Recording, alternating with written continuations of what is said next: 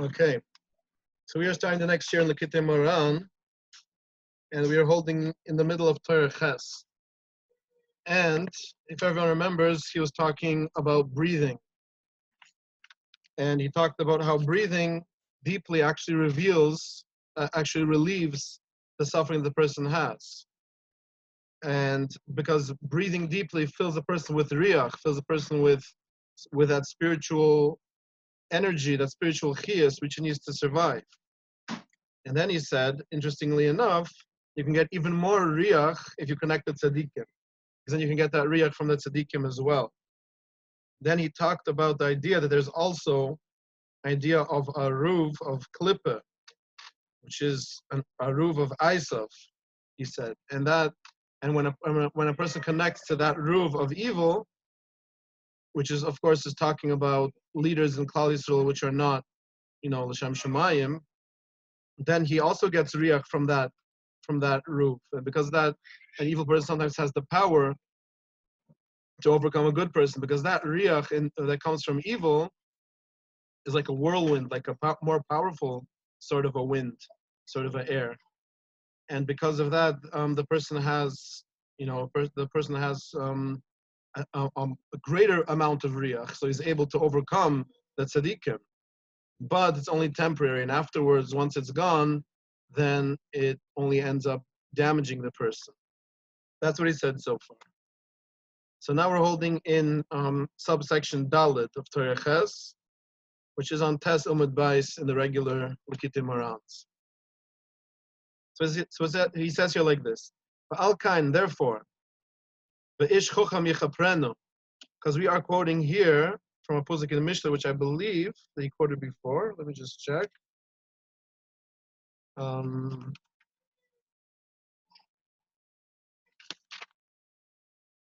second. Just scanning over the Torah, because I think this is the second half of a pasuk that he had before in the entirety.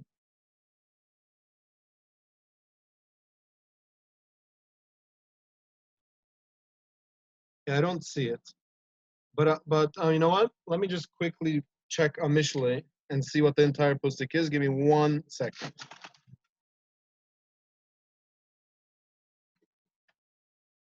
So I have a Mishlei here, and I'm going to check which pasuk it is.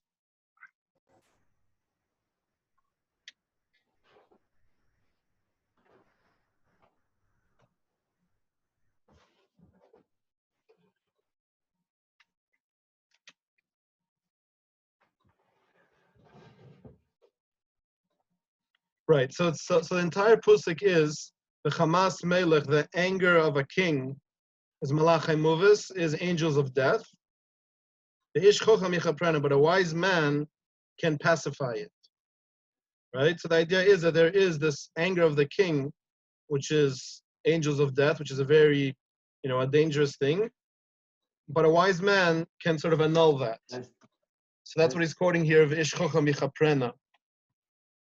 And he says, Ki achasuran hi machmas avoinus, that the reason why a person's lacking anything that he's lacking is because of avoinus, because of sins. Right? Of course, sometimes you have tzaddikim that suffer, right? And the Gemara already deals with this. And the Zohar deals with the Zohar says that it's because of things in previous Gilgilim. Just because someone's a tzaddik in this lifetime doesn't mean that he was necessarily a tzaddik in his previous lifetimes. So there's this baggage, there's these avoinus, these virus, which distance the person from Hashem, and because of that he has the negative things that he has. And that's why he has the things, the lacks that he's lacking. He's lacking parnusa, he's lacking in health, he's lacking whatever he's lacking. That's what it is. And he says, like Chazal say in the Gemara and Shabbos, Ein misa b'loi chet, ein yisirim b'loi oven. There's no death without sin, and there is no suffering without sin. Right? So the idea is that it's a direct consequence of the person's virus. So he says, like it says in the pasuk in Tehillim, "V'pakadti b'shevet pisham." I gave them retribution for their pesha, for their sin, with a shayvet, with a rod. So it's like the person got smacked because he did something wrong. And with plagues, their sin. So you see this concept that a person, it's a direct result, right? And this is something that we've mentioned many times by the Shirim, the idea that it's not like Hashem, the idea of Schar and Oynish is not the way we usually understand it. It's not like a fine or something that the government gives somebody, which in that case it would be, there's no real correlation between the action and the thing. If someone goes to a green light and goes to a red light, and then he gets a ticket, right? The ticket is not a direct result of going through the red light. It's something that the government imposed. But in the idea of Schar and Oynish, it's a direct result. The sin itself damages that person's spiritual structure, and as a result, he has the chassidus that he has, the lack that he has. So it's almost like a natural consequence. Like I always say, like it's like someone touching an electric fence, right? So someone touches an electric fence, he gets shocked. It's not because he's getting a punishment because he ignored the sign of not touching electric fence. It's a direct result of the action, right? So too is it with a virus. So he says, "Va'al kain, therefore, hatzadik hamamshich riach hachayim v'mashal mechasuna hatzadik that sends into the person more life force and fills that chasuna that the person has, fills that lack the person's lacking, mechaper uven. That itself takes away the avira, right? It fixes in the sense like we were talking before. The doctor only fixes the symptoms, but he doesn't fix the spiritual cause of the illness. But when the tzaddik breathes that life force into the person and fills that person's lack, so he directly fixes those aviras that the person had that were causing that lack. So he says, "V'hi megoydel rachmunus v'chaninis me'aboris baruch shmoi." This is because of the great mercy and the great positive beneficial nature of Hashem. That Hashem humbles himself in a sense, and because Hashem himself is that Riach HaChaim. Because that Riach HaChaim, that life force, is literally the Shefa, the Ora Ein Sof that's coming down. Right? So it's literally Hashem that's sort of humbling himself and allowing himself to come down into that physical person in order to fill his lack. So he says, and those tzaddikim get that Riach Chaim, that life force from the Torah. And then they send down that life force that they gained through their Torah learning into the lacks that people have. And with that, they're mechaper on the avoidness. Right? So with that, he doesn't say it directly, but with that we can understand that Pusik in Mishlei, that the wrath of the king being Hashem, is malachai movus, is angels of death, but the ishchocha michapren, the wise man, the tzaddik, can fix that. And michaprena is literally a allusion of kapura, of atonement. The tzaddik can actually fix that avira in that person, and with that, the person he deals with the problems at their root. So he says, "V'zei bechinas yid gimel midas." This is the idea of the yid gimel midas harachamim, which he quotes them here: Hashem, Hashem, Kail Racham v'chanen erech hapayim. Right? What does it mean? Derech agav, Hashem is not part of the yid gimel midas according to the Rizal. According to the Rizal, they start with Kail. Kail is the first, Racham is the second, Chanen is the third, erech hapayim is the fourth. So he says erech hapayim. What does it mean erech hapayim? He bechinas hariach, she marich richai. The erech hapayim, long face or long nose, means deep breathing. He says that's what it means. And bechinas anocha shel chasur, and that's the idea of sighing when a person has something that is lacking. Behind it, and that itself is v'rav chesed, which is the next midas of the midas rachamim, ve'emes. Moisha Amani, like we said, shemakabla Maria Chaim at Tzaddik Rav the Kedisha, the person receives extra life force from the Tzaddik, who is the roof, who is the Rebbe of Kedisha. She Rav Chesed, that's Rav Chesed. But that Chesed is coming from the Rav. It's coming from the roof that person is connected to. Hepech Aisav Rav the Klippa, which is the opposite of Aisav, was the roof of the Klippa. She had Moini Toikavadin, which Aisav was red, as we know, and red, of course, is associated with the mid of Gvira. Right, so that's Toikavadin that represents the strength of judgment. And then it says ve'emes, Rav Chesed. Once you connect to the Rav, to the Ruv, which is Chesed, then you get to emes, because he gets that from the Torah, which is Torah's emes. Right, so he says, So the tzaddik gets that Riach Chaim, that energy from the Torah, and the Torah is called, he quotes from Malachi, Torah's emes hoisa bepihi. The Torah is called Torah's emes. So because he connects to that Torah's emes, he's able to be mamshech that Riach Chaim into the regular people. Behind that itself is the next of the middas, middah number 8 of this Rachamim, which is noitzer chesed, right? Literally means he keeps chesed, la'alufim, for thousands, right? So he explained la'alufim for thousands. That's a literal translation. So zay bechinas alifei aisav. It's the word alufim is related to the word aleph, which means ruler. So that's the idea of the rulers of Aisav. Rav Ravai Aisav, the rabbis of Aisav, so to speak. Shehem Rav the Klippa, which is the Ruv of the Klippa. So he explains that V'zehi noitzer chesed, Hashem keeps chesed. Shechesed bechinas harav the Kedisha, which chesed is that Riach Chaim that the Rav of Kedisha is sending down. And Hashem is noitzer, he keeps in check the mamtik, and he sweetens bechinas alifi Aisav, that koyach of the leaders of Aisav, Rav Ravai Aisav, the rabbis of Aisav, so to speak. So it's like Hashem protects the tzaddik from that. Al kain, and therefore, noisei uva v'peisha, the next of the Rachamim, noisei uva and peisha, that Hashem, raises up the sins, forgets the sins, v'peisha and other sins. That through that Riach Chaim that he's breathing in, he fixes that chasurin, which that chasurin came through uva and peisha, came through sins. Which that comes from the tzaddik, but the person still has to sigh, and through those sighs, through that deep breathing, he gets relief. Al dezay miskaprin avoidance, through that the virus are atoned for. That's what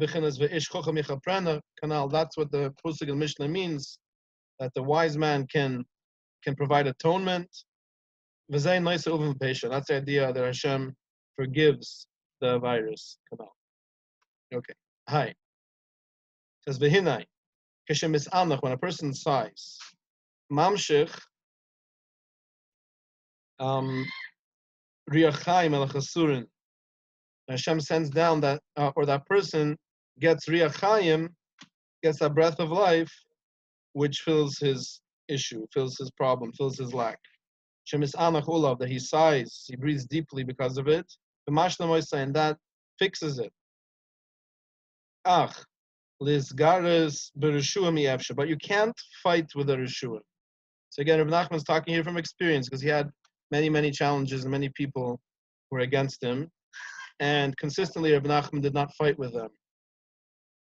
The one exception is, the famous exception is, where the Shpoler Zayde, who was a big tzaddik, and again, I have to iterate many times, that we can't judge anybody.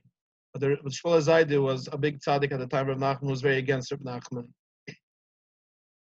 And there was one time that Rebbe Nachman, actually the Kadish's Levi Yitzchak Berditchev, offered to make a minyan in Berditchev and put the Shpoler Zayde in Chayram. And Rebbe Nachman agreed to this. And Rebbe Nachman and Rebbe Nussen and a bunch of others came to Berditchev, and they got together. The Berditchev was about to do it. The Berditchev said, I can't have that Yidus put in Chayram in Berditchev. So it ended up not happening, right? But that was like the one thing that Rebbe Nachman did, which was sort of assertive, I guess. Other than that, he did not fight with them at all or respond to their attacks. So that's what he says here. To fight with a Rishum, I'm not saying this Shpoler Zayde is a Rishum, I'm just saying, whatever. This is the words that Nachman uses. To fight with the Rishum is not possible, he says. When a person fights with the Rusha, he misanach, then the Rusha sighs. Because the Rusha is being attacked, so he gives a sigh, he breathes deeply. Right? And then when he sighs and he breathes deeply, he gets that energy from his rabbi, right? The Klippa, which is from the Klippa. And that, as we know, that breath of the Rav of Klippa is a whirlwind. So it's very powerful at that time. So there's no way that Tzaddik can ever stand up to a Rusha. Valkain, He says, and because of that, it says, and again, he quotes this pusik quoted before regarding Arusha, called Soyer of Yafiach Bohem. Anybody who stands up against him, he blows them away. Canal, which he said before, that means literally, because he has extra breath in that sense, because he has that whirlwind as his breath. And he could hurt the tzaddik. So not every person, or rather almost no person, can actually stand up to Rishuim. Imloi, except Misha hi tzaddik gomer, if someone's a complete tzaddik, a tzaddik gomer. And he says, with tzaddik gomer, he kashehi bebechinas, and a tzaddik gomer means when he's on the level of, he quotes from Mishlai, loi ye'ina l'tzaddik kol uven. It means that there's a certain type of a tzaddik that no sin can befall him, which means in essence that he doesn't sin at all. The Haini, and not only that, Reb Nachman explained, the Haini shekfar gurish of bittul kol hara shaloi. He's completely annulled all the ra, all the evil that's within him. Ad shebetiach shelo yireh lo shim mechshel avayra. So then he's certain that he can't come to an avayra. Of course, he's going to say this more later on, but this is the Tanya, right? This is mamish the first parak of Tanya, where the Tanya defines the idea of a tzaddik gomer. Basically, the Baal Tanya, you could sort of learn it. You could get depressed by it if you learn it the wrong way. But basically, the Baal Tanya says, even if there's a person that never sins, it doesn't make him a tzaddik. That makes him a binding. That makes him an average person. When a person sins, then he falls in the category of Rusha. When he does tshiva, then he gets back to the level of binary, of average. And someone who doesn't sin at all is still on that level of average. To be a tzaddik, the Tanya says, that means you have to be on the level where you don't even have the Yetzer Hara to sin. So then you have, like Reb Nachman saying here, you have that beticha, you have that certainty that you won't sin because you don't have Yetzer Hara anymore, right? So a tzaddik means someone who doesn't have a Yetzer Hara at all, who's completely annulled the Yetzer Hara, and that, of course, is a level that very few individuals can ever get to.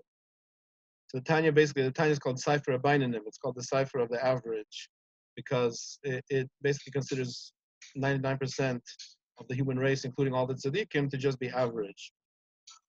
So that's what Nachman says here. That only someone who's completely annulled the Yetzer Hara from his heart, only that person could potentially fight against Arusha. So he says, the Inyan is, Keshdal Yesoidis, there's 4 Yesoidis, there's 4 elements of creation. Fire, air, water, and earth. In the shorish of the 4 elements in Shemayim, in Atzilus, Hamdal Doises Havaya, the 4 oises of the Shem Havaya. Because we know that that Mayim is Chochmah, that's like the Yid of the Shem Havaya, and Aish is Bina, which is the high Rishoina of the Shem Havaya. Riach is Zer Anpin, which is the Vuv of the Shem Havaya, and Ulfa and earth is Malchus, which is the high Chroin of the Shem Havaya. So the shorish of the 4 elements is in Atzilus. The Lamala B'Shorsham Dalos is Havaya, right? So in the shorish there are the 4 oishes of Havaya. The Lamata, but when they manifest here in this world, Hameruvim Toiv Ra, they're mixed Toiv and Ra. Second. Can you get whoever's talking about to stop talking? Okay, so now back to the so he says, right, so in this world, when those elements manifest in the physical world, they manifest as me'iriv, as mixed with toiv and ra. And this is behechrech hazoi, because we're told, the Arizal goes into this, that by nature the physical world is me'iriv, it's mixed up, toiv and ra. So anything that manifests down here will manifest in an imperfect form. And this could be a whole Torah. I'm not going to go into it because we have to get through the piece, but potentially, like, there's a very important klal. Nothing in this world is perfect. And that's why it's so important to look at everything positively, right? Because you can always find a chassidus in everything. I saw this when I was helping Reb Chaskel with selling a sroigim, right? So I saw it was mamish. You either have an esrog that's completely clean, but looks like a baseball, or you have an esrog that has a beautiful shape but's full of dots. I saw this clearly. There's everything in the physical world is like this. Everything in the physical world, you can find a chassidus in it. If you look at it that way, then you're always going to be falling into negative attitudes. I said this, Derech Agav, I said this by the chassidus forum shir, where we saw the Rizal. The Rizal has a thing that Moshe Rabbeinu told the Meraglim to go into Eretz Yisrael, but b'chinas chesed, and they went instead b'chinas gevira.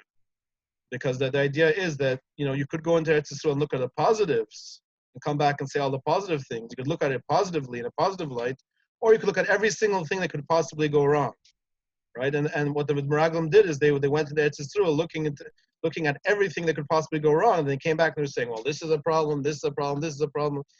And they were punished in a terrible way with Misa Mashina for having this negative attitude. Right? So because the world is me'ir b'toy v'ra, you can always look at everything that happens in this world positively or negatively. And the avoid is to get to the level where you can look at everything positively and always be happy in this world. But anyway, so when these four elements come down into the physical world, they come down in a manifestation which is toy and ra together. And we see this. Fire could be very useful, right? Nowadays we don't use fire so much because we have electric lights, but fire used to be the only source of illumination at night. Then again, fire can cause devastating fires and houses burning and forest fires and entire cities burning in the old days when they were made of wood, right? It was very scary. So you see this, that it's made of toy v'ra, and all the elements you can see this. So a person can use water to drink, a person can drown in water, right? Wind can help a boat sail, but it can also cause the boat to capsize if there's too much of a wind, right? And so on and so forth. So everything here is made of toy v'ra. So he says, "V'atzadik gomer, a true tzaddik, shehivdel hifrish haram and hatoiv legamri, is someone who has completely separated the good from the evil entirely, and there's no evil remaining within him. Ad shelo loy shim ra, meichel medal disoides hanal. So therefore, he doesn't have any ra in him, no evil whatsoever from any of these four elements, because these four elements essentially compose all of creation. So the tzaddik has within himself all those four elements, right? But in him, it's only the toiv shebahem. The ra he totally excised and removed completely, right? So he says shem klal amidus k'idiyah, and of course the elements are associated with the midas, which you can see this in Torah. I think Torah Bais, not mistaken, where he goes into the concept of the four elements. I think it's in Torah Bais. Yeah, he goes into the four elements, and he talks about the four elements being the source of the midas that a person has. So fire would be like anger would come from fire, and so on and so forth. So he's eliminating those negative elements from within himself. And if he's on that level, the ra is totally removed, mitil is guy's b'shuv, then he could start up with the reshuv, start up with the evil people. Then he explains, V'ha'inyan, kikol rusha, ha'hechrech shir loy tzinner. It must be that everything has a tzinner. Everything has a... Second, there's some background noise, just muting everyone. Okay. So it must be that everyone has a tzin. Everyone must have a tzinner. A tzinner means a pipe, right? So everyone must have some place where they're deriving their chiyas from. I mentioned this before, that the Zohar goes into this and says that people that are davening to avoid the zura, that avoid the zura is actually a tzinner. It's actually a pipeline of shefa, because everyone needs to have the pipeline of shefa to exist. Their pipeline happens to be from the sitra achra. So again, like I mentioned, like he's talking about over here, it'll be good for a time, but it'll bring more tsar in the long run, right? But everyone must have a tzinner. So he says every Rusha must have a tzinner, must have a certain pipeline where he's getting a shefa from. And he says sheikabel derech sham hariach shaloi ashtemachasurin, and from there he gets that energy to fill his lack. And this is why the Zohar says that this is how it happens, that when a person davens at a base of the Zohar, he gets answered, like we said last week, because it's actually working, because he's actually connecting to something, right? He's just not connecting to a good thing. So he says, so this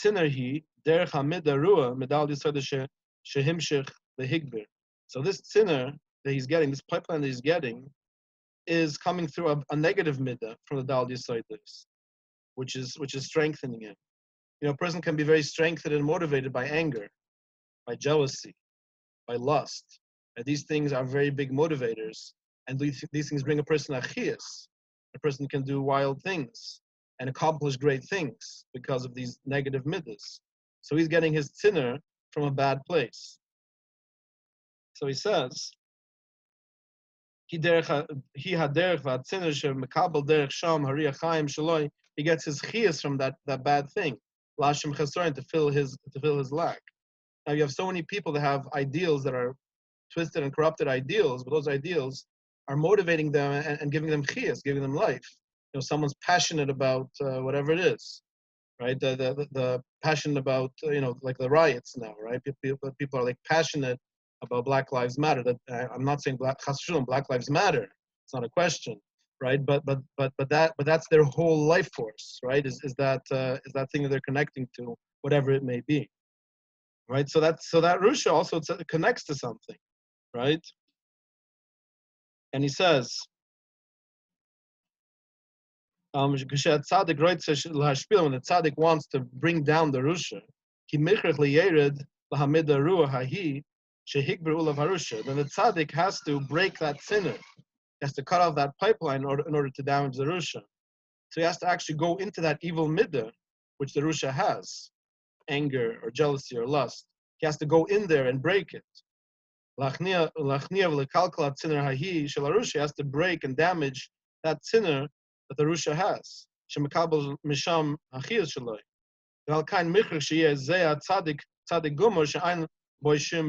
Who can go into lust or anger or jealousy and break it, right?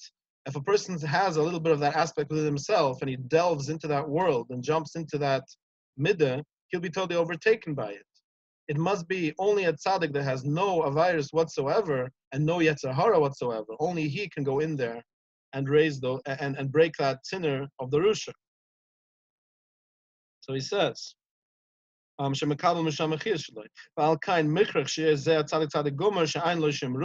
man lo yeh koyach lahariach sa'ara shehiyariach chaim shel harusha. So it has to be that tzaddik has no evil within himself, in order that there shouldn't be that evil midah shouldn't have the koyach, because that evil midah is a whirlwind. It's a tremendously powerful force, right? Lishloit lehazik hashem tzaddik, and that could rule over the tzaddik and damage the tzaddik if he's not a tzaddik gomer. When he enters into that evil midah of the Rusha to break it, if he's not perfect, he'll be overtaken by it, and it's stronger than his own ritzonos.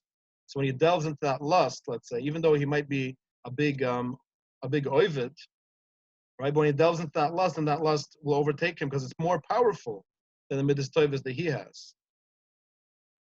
Yeah, so that's what he's saying. As I see Rebbe Delz is asking, right? A person has no power to break it.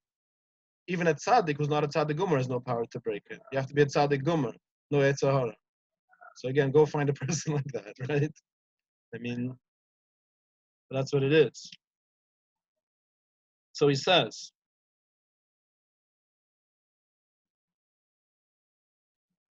right? So he says that right, because otherwise it could rule over him. The I share that's Hamid Shalarusha Likalkla, when he enters into that evil middle of the Rusha to damage it. Ki'ain lahara shim tfis laharu, the evil doesn't have shim tfisa vechiza but tzaddik gomer, has no effect on the tzaddik gomer. The tzaddik gomer doesn't have the yetzer hara, so he can jump into lust and it won't affect him at all. Like you have the mas over there in the Gemara. Well, what's his name? One of the Tanoim would pick up the kala by chassidus and carry the kala around. And Talmidim asked him, how can you carry around the kala? And he said, well, to me, it's just like a pile of sticks, right? So who can say that, right? Whoever can, then that person won't be affected if he goes into the Rusha's sinner to break it. So he says, right? So the evil can't connect to a person that was totally mevatel zayat sahara. Then here I have in brackets, I have here v'gam mamidah ruah ba'atzma sharid lachnia, and also from that evil midah itself, which he goes down to break, ein l'shim tfisa chas shalom, it doesn't have any control over him. Rakma sharid the toicha, when he enters it, he lachnia v'lashpila, it's just to break it. The bechinas, which is the idea of what's the pasuk in Breslov, is v'yal Avram in Mitzrayim. So you have this concept that Avram, who I guess we're assuming was on this level, right? So he was able to leave Mitzrayim. He was able to go down there and then come out safely.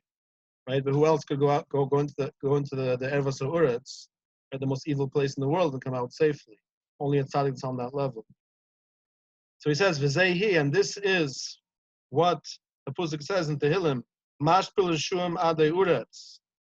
Someone, there's a tzaddik that has the power to bring down, to knock down the evil ones to the earth. So Mashpil Rishum Adei Uretz is Rosh Taivas Aleph. Well, it's not in order, right? It's Mem Reish Ayin Aleph, but that's Aish Riach Mayim Ofer. Those are the same Rosh Taivas of fire, wind, water, and earth, right? Shehem Kol Haraba Yisoidus, which are the four elements. Shehem Klal Kol Midas, which that includes all the midas. Shetzrichim Levaram Bebirguma, the tzaddik has to purify himself from them completely.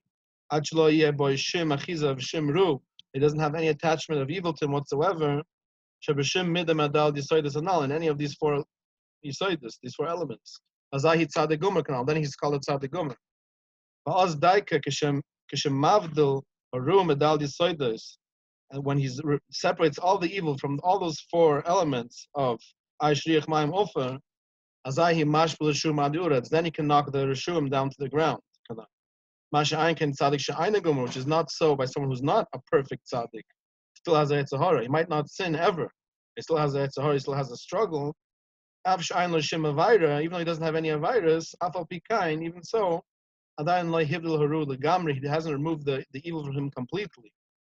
Haru Adayin Bekoyach, and he still has that evil in potential, and he could still make a mistake, and he could still sin. So he says, "Al kain usur lo lizgaris b'rishum." So a person is not a tzaddik gomer, is forbidden. He's not allowed to engage in fights with rishum.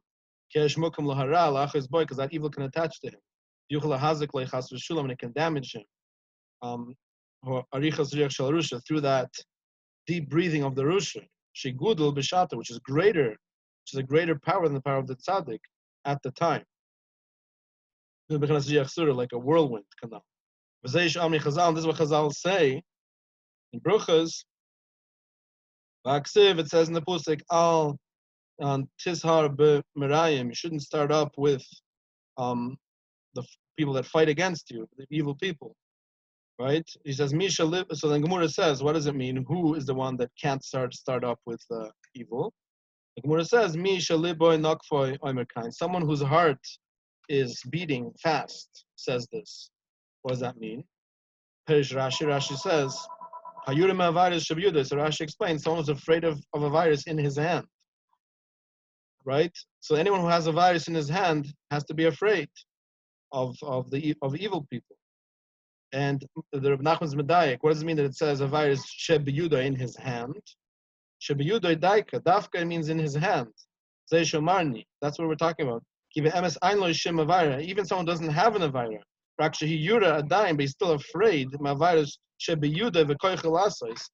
that's in your hand means you have it in potential, right? Someone has a gun in their hand, doesn't mean that he killed somebody. He has that potential to kill somebody, right? Right. So the idea is that if someone has a virus in his hand, that doesn't mean that he's doing a virus. That means he has the potential to do those virus. Anybody who has the potential to do a virus can't start up with a rusha. That evil is still there in potential. So he says, he still hasn't gone to that level of this level of that a tzaddik does not have can't be befallen by any sins, because that's talking about a tzaddik gomer. He still doesn't know for sure that he wouldn't have a mikshel and he couldn't do an avayra. Because of this, so you can't start up with the rishum. The Zehi, and that's what it means, the Pusik in Chavakik, where it says, Tachrish, Kabula Rusha, Tzadik, and Meni. So it says over there, be quiet when you see a Rusha swallowing a Tzadik, but it says Tzadik Mimeni, someone who's a Tzadik more than him, more than the Rusha. Right? Shamri Azal, so Chazal Medayik, and Mitzia, Tzadik Mimeni Boila. He can swallow up someone who's more of a Tzadik than him, but not a tzaddik gomer. That's how the Gemara learns it, right? So if someone's a tzaddik, but not a tzaddik gomer, the Rusha can swallow him up. And Rebbe Nachman says, "Boilaya dafka." Dafka, it says swallow up. Because he swallows him up with his deep breathing. When that Rusha breathes in deeply, because this person is affecting him and annoying him, and he gets anxiety, he breathes in deeply and he swallows that person with that breath, because it's a whirlwind, because it's that energy that he's getting from whatever evil source he's connected to. Right? So he says, because his breath is stronger at the time, because it's a whirlwind. Right? So he says, Aval tzaddik gomer eine belai, but he can't swallow up a complete tzaddik, a tzaddik gomer. Ki ein liboy nokvoy, echshash mechshel avayra's kanal, but mechshel avayra kanal, because the tzaddik gomer isn't afraid at all of any avayra affecting him. Ki kfar bittul hara legamri, he was totally annulled all the evil, mikol hamidus, from all of the midas that he has. He has no bad midas anymore. Behat tavus, and he doesn't have any tavus. Shekol adal decided from any of the four elements. So therefore, this tzaddik gomer, this is important, and those who are connected to him, even though they might not be tzaddikim gemirim, miturim lizgaz b'rishum, they can start up with a rusha. Even though the other people who are connected to tzaddik, his chassidim, aren't necessarily tzaddikim gemirim, but because they're connected to tzaddik gomer and he's their tzinor, he's the one that gives them their life force, so he protects them too. So then they can start up with a rishon. Because they had tzaddik, because that kind of a tzaddik, yuchel le'ed l'toich kol ha-tzinoiros, because that tzaddik can jump into any tzinor. Shall call midas ruas from any of the bad midas, any of the evil midas, shalahem from the rishuim, shekbiri al atzmam, which are strengthening themselves upon those rishuim. The sense that be'emes, like we mentioned, that it's like a temporary rush that they have. It's like a whirlwind. It destroys things, then it goes away. Right? So the idea is that they have this temporary rush, this temporary special ability, but in the end, it's consuming them and damaging them in the end. But that tzaddik can go into there, to break those tzinoiras, to annul them, he can knock the rishum to the ground. So he says in Vov, to come to this level, the hafresh will have the levatel haram in atoiv, to come to the level of dividing and separating the evil from the good and totally connecting just the good. It comes through Torah and tefillah. That's the way to get there. So he's giving you a way to get to that goal of being a tzaddik gomer. Now, of course, it's a very, very challenging avodah, and all Yidden learn Torah and all Yidden daven, and they don't necessarily get there. Right, but this is the way. So if someone connects to this way, he Bez Hashem is on the right path. And Bez Hashem, he might eventually get there, and this Gilgal or in the next, or whatever it may be. So he says, Torah, and what does it mean to learn Torah? Because it means to lulin means like to sleep, to dwell, to live, make your home in the depth of halacha. Okay, so this is important because we give these shirim in Pnimis Torah, and I usually say at the beginning of any shir or at the start of any set of shirim, I usually say that even though these are shirim in Pnimis Torah, a person should not neglect learning nigla, because a lot of people fall into the trap, because most people that connect to Pnimis Torah, or many people rather who connect to Pnimis Torah, don't necessarily connect so much to nigla. Use a whole different part of the brain. I was talking about this with the Rebbe Kiva, but I see he's here also, right? This idea that it's a totally different part of the brain that you connect to by learning nigla, right? And I've seen myself. There's a certain Rosh Koil who is a tremendous Talmid Chacham and a genius in halacha, and he asked me to teach him Moitzus Chaim, and we started learning Moitzus Chaim, and we just went over the same piece over and over and over, and he couldn't get it, right? Because it's a whole different way of thinking. So a lot of times people that are connected to Pnimis Torah have a certain way of thinking which is more abstract, and so they can understand this type of material, but halacha is difficult for them because it's much more technical, much more practical. So it's a different way of thinking. So it's hard sometimes for people who yearn for Pnimis to sit down and have a cider in Shulchan Aruch, right? But Reb Nachman's emphasizing here the importance of learning Niglas Torah and of learning halacha specifically. And he says Haini, which means Lilmod Poiskim, to learn the Poiskim, to learn the halacha.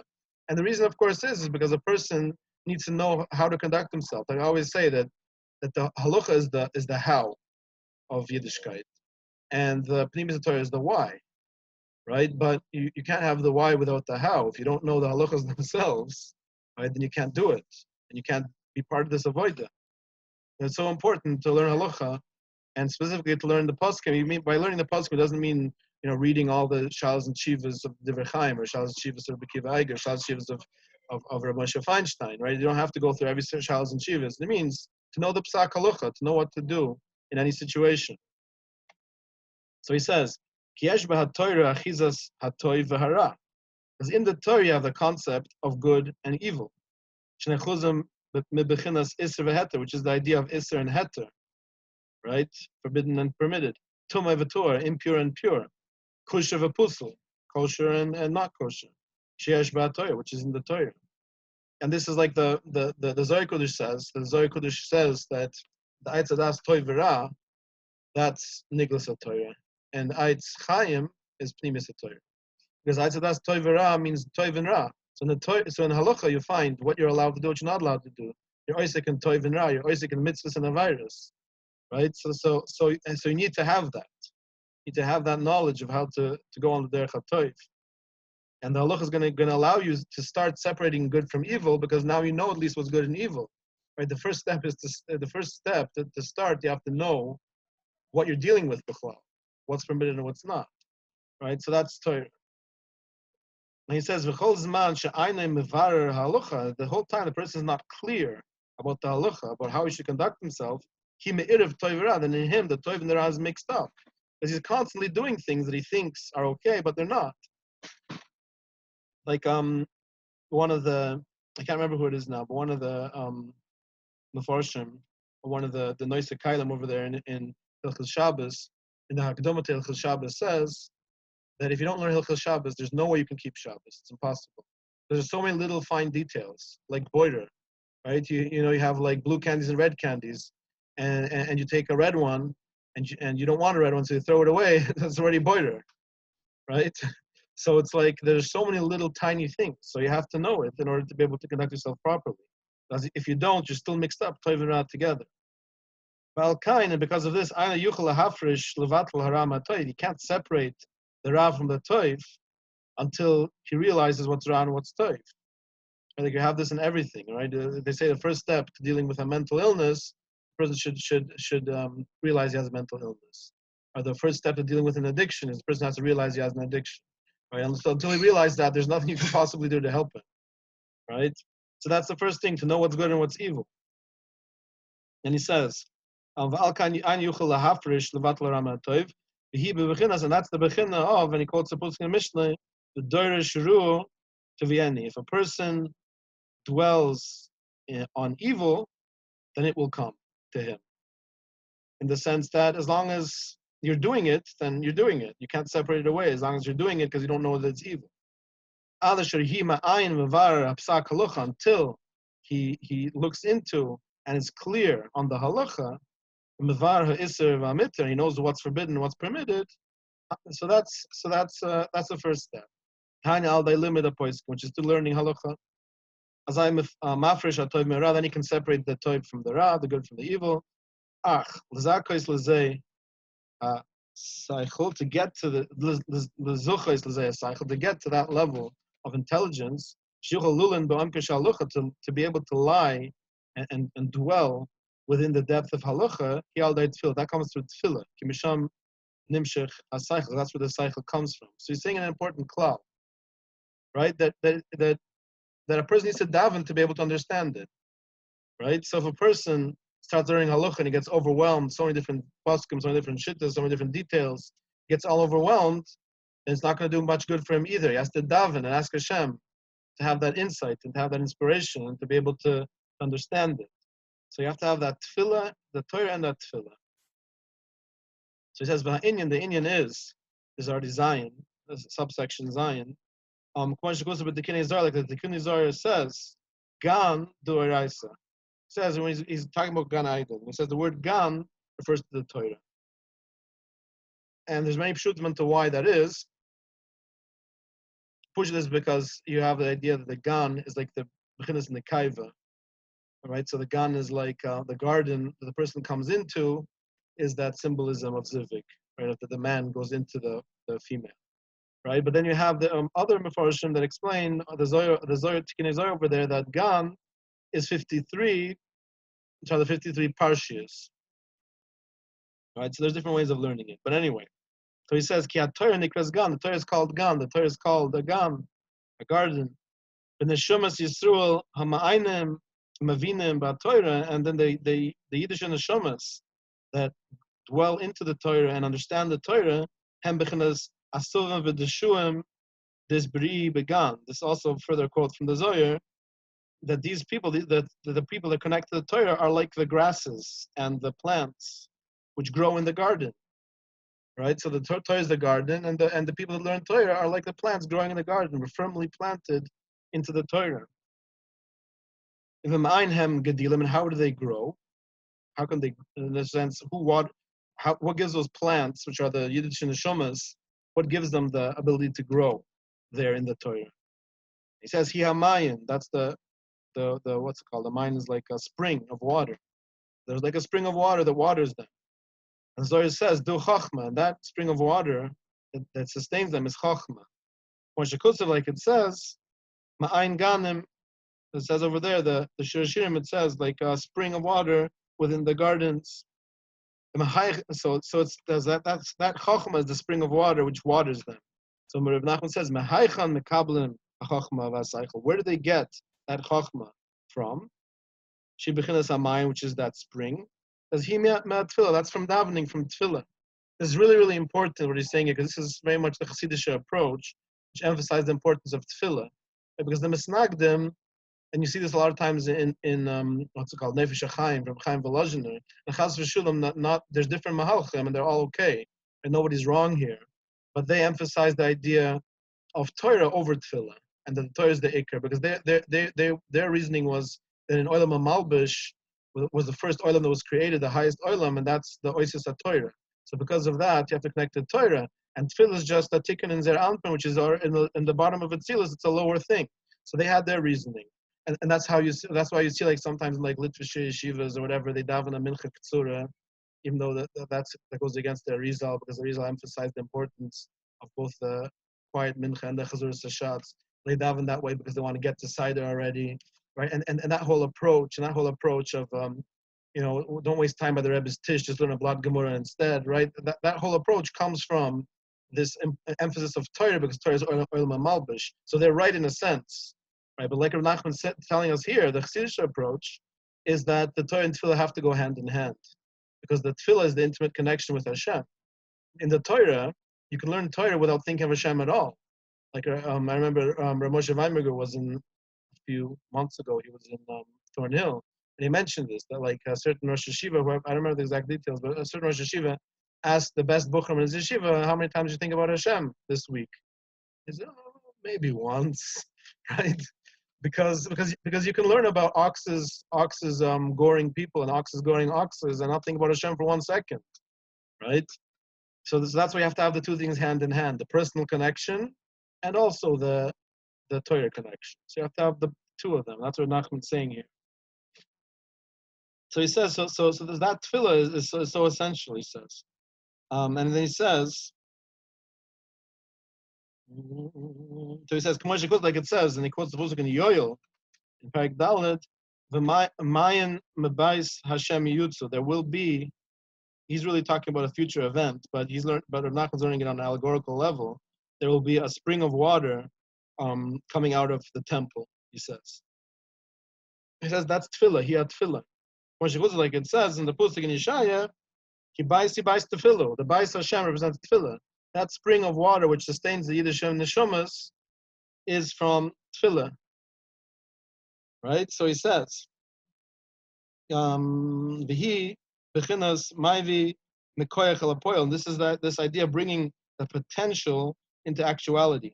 Ki tefillah hi bechinas chidush ha'olam. Tefillah is the concept of the renewal of the world. He says, "Ki tefillah hi shemamen sheyesh mechadesh." Tefillah, like we connected this before, I think in Torah.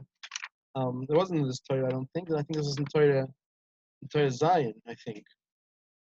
that the very concept, at the beginning of Torah Zion, the very concept of tefillah, tefillah is integral to, or a min is integral to tefillah. The whole idea of tefillah is that you believe that tefillah can do something. How can words do something? Only if you know that there's a mechadesh, there's somebody who created the world and who constantly sustains the world.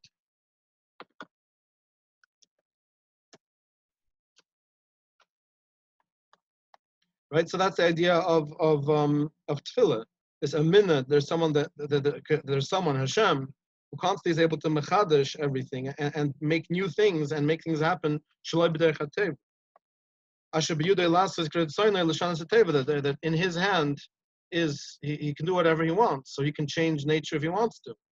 And that's the idea of creation in potential, the sense that tefillah has in potential the idea of creating new things. Like it says in the Pusik, everything is created with Chochmah, and he just said Chochmah is tefillah, right? That's where that sustenance comes to water the plants in the garden. That spring is the tefillah.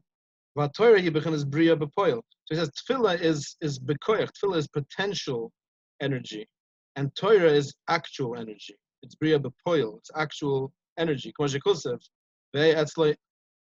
says that the Chazal Darshan on that pusik, I was a worker by him, right? And the context there is you see that the Mishnah over there is talking about chachmois, which chachmois over there in his context refers to the Shechina, to the Bechinas HaTorah, and Chazal learned from there that Hashem used the Torah to create the world.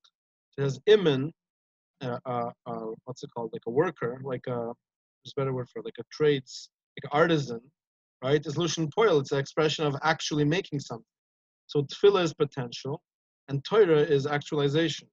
Because the Torah created the world in actuality. The Torah was the blueprint for the world, right? The supernal Torah, not the klaf that we have in Besmedrash, but the actual source of that in Shemayim, right? So he says, when a person davens for something, he becomes chiddush olam. That's an idea of renewing the world in potential. He becomes bria b'koyach.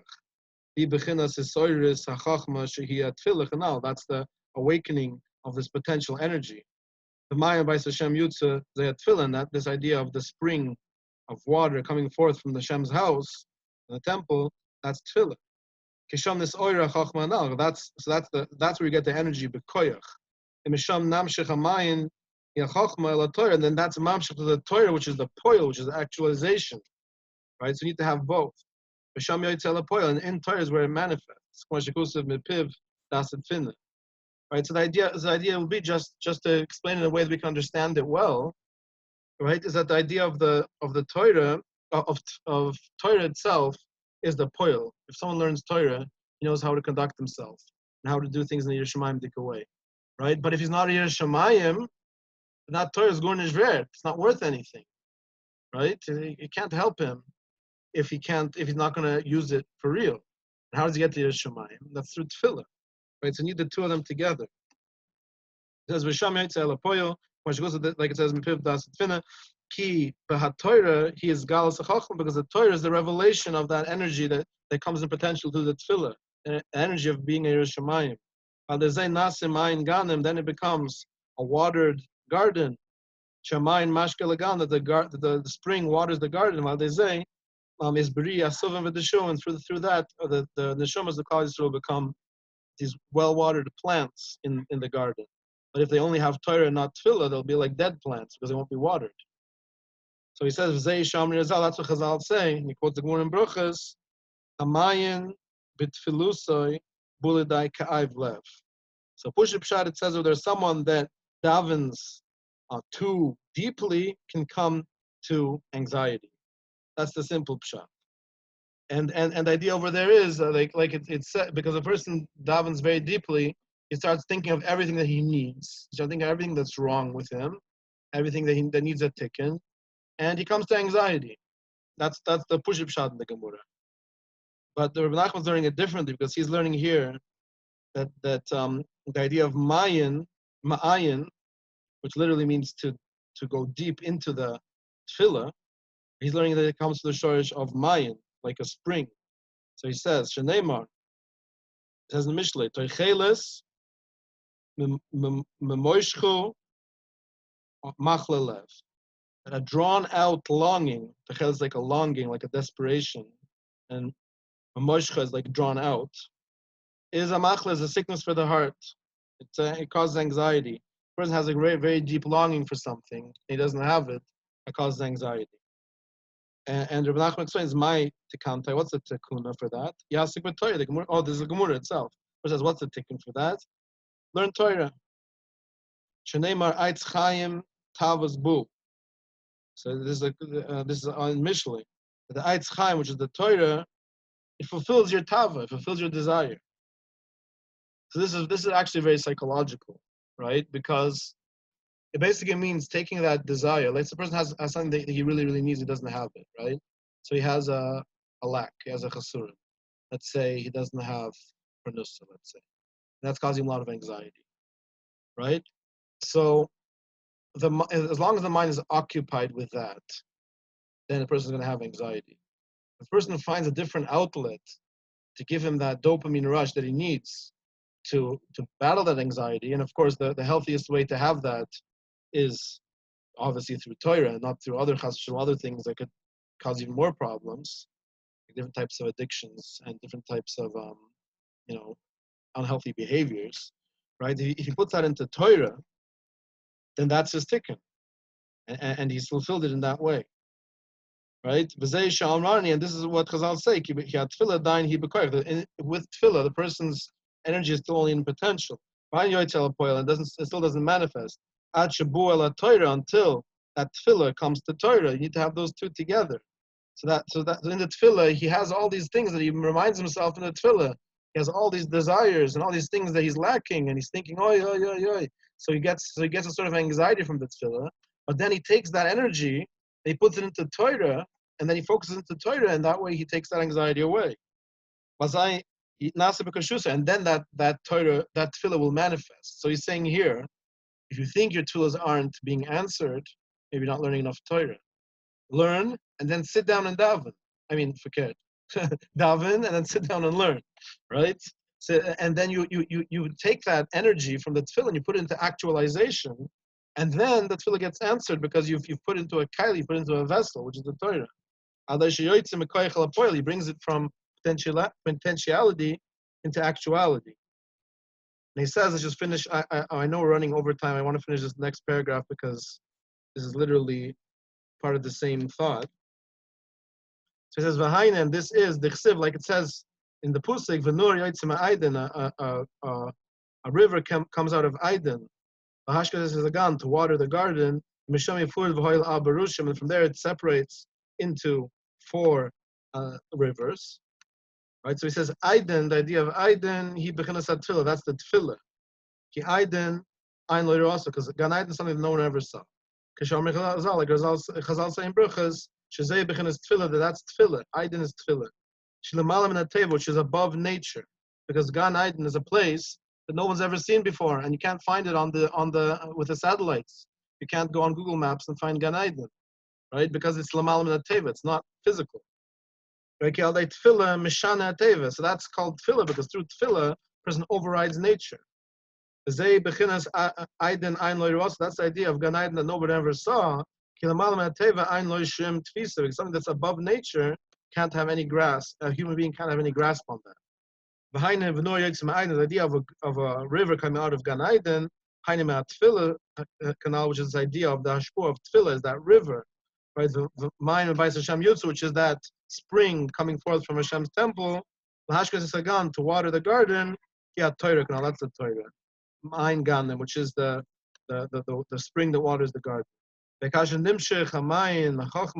When you get that hamshucha of that chokhmah, of that or from the tefillah, elagan sheitoirith, and that goes into the gan because he's distinguishing between Aiden and gan.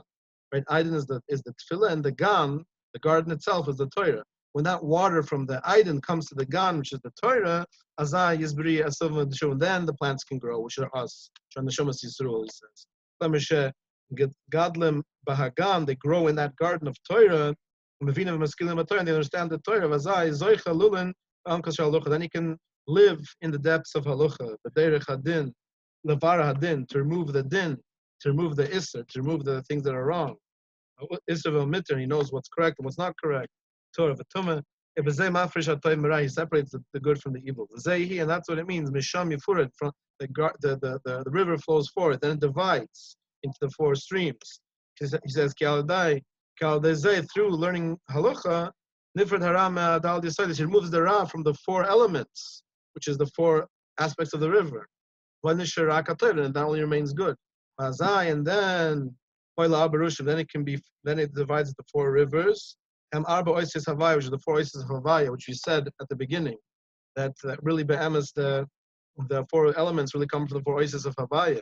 But that's only when it's Kiloi Toif. He removes the Ra, he remains with that Toif. Shem Shorish HaToif, Shaldal Yisoidus Knal, which is the origin of the four elements in the Tzilus, the Oasis of Havaya. Okay, so we'll stop over here, and we'll continue next week with Hashem. Other Shirim this week so far are as scheduled, unless I say otherwise. Have a good night, everyone. Kol Tuv, and see you next year.